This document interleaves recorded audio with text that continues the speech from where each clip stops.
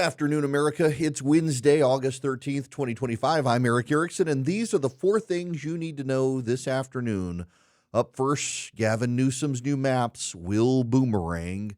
California Governor Gavin Newsom is moving ahead with congressional maps, openly boasting they'll, quote, end the Trump presidency and flip the House back to Democrats.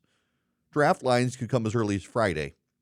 Now, the mechanics aren't fully spelled out yet. California has a nonpartisan commission that's constitutionally approved. There's talk of legislative maneuvers and ballot measures, but the stated goal is very openly partisan, as all these efforts on both sides are.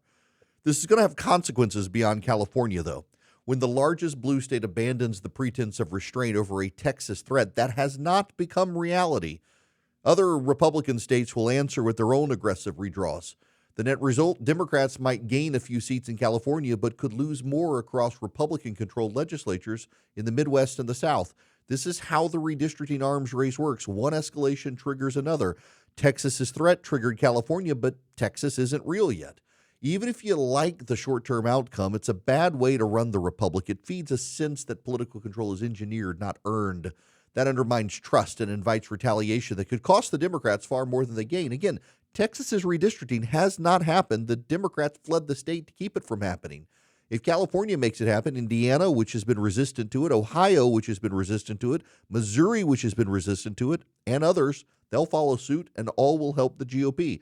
By the way, it's worth noting from an independent review from 538 last year that if every state drew compact districts that did not take into account partisanship, Republicans would actually have more seats in Congress. Why? Because partisan Democratic states have redistricted so much more than Republican states. They should keep that in mind. Now, up next, Ukraine and the red lines before the Alaska summit. President Trump has been meeting virtually with European leaders and President Zelensky to align on red lines before his upcoming summit with Vladimir Putin in Alaska on Friday. The agreed-upon points: no territorial talks without Ukraine at the table. A ceasefire must come before broader negotiations. European allies are also pushing for hard security guarantees for Kiev that Moscow would have to accept. Zelensky has publicly repeated that he will not trade land for peace, while Russia continues to insist on Ukrainian recognition of its claims over 4 regions. That's not a real negotiating starting point. It's a demand for surrender from Ukraine. The president's approach here is sound, despite what his critics say. Unify the allies, keep Ukraine involved, and establish clear conditions before meeting with Putin. But there's no reason to trust the Kremlin's words at this. Moscow has a long track record of using ceasefires to regroup and rearm. The only deals we're signing are those with verification built in and penalties attached if Russia cheats, which it probably will try. Up next, Amazon expands same-day groceries. This is a free market feat, not replicable anywhere else. Amazon is rolling out same-day grocery delivery to about 2,300 U.S. cities by year's end. That's up from the 1,000 now. Orders over $25 will qualify for same-day delivery for Prime members. Competitor shares all slid on the news. Now, this isn't just about convenience. It's a logistical achievement. Advanced routing software, strategically placed fulfillment centers, cold chain infrastructure, and massive data analytics working in sync. It's the sort of scale and efficiency that happens when market forces reward innovation. That's why public policy matters on this. Burdensome regulations, targeted antitrust actions, or tax policies that punish investment could make the level of service harder to sustain, and this is good for consumers. The winners really are the consumers here. If this were to be set back because of government regulation and involvement by, picking winners and losers, the slower competitors would be shielded from pressure to try to improve and match it. The American free market made this possible, not government, and government should avoid tipping the scales in a way that make it impossible. Lastly, the marijuana rescheduling consideration of the White House.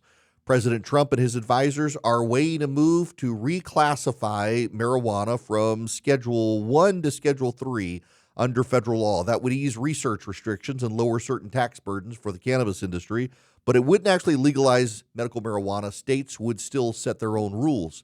Inside the administration, there's a real split on this. Some see it as modernization. Others, including many in the president's base, thankfully see it as a part of a broader cultural slide that they oppose. They argue normalizing marijuana use erodes discipline, productivity, and public health, which, by the way, repeated studies show. Rescheduling is a policy choice, but it's also a cultural signal in decline.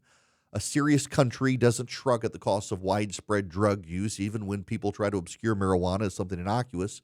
If there's consensus anywhere, it's on legitimate medical research and strong safeguards against abuse. Beyond that, without lowering the barriers to use, or beyond that, lowering the barriers to use, I should say, without equally strong barriers against misuse, it risks accelerating the decline of the country. We're seeing this in those states that have legalized marijuana, the increase in schizophrenia and other healthcare costs that come from it. It's too much for this nation to risk. Decline is a choice, and too many blue states have chosen to decline. The nation should not. That's it for stories, a governor's gambit that may backfire nationally, a president aligning allies before facing down Putin, a company showing what free enterprise can deliver for consumers, including groceries, and a White House decision that'll say as much about our cultural priorities as our drug policy. Those are the four things you need to know this afternoon. I'm Erick Erickson. Have a great day.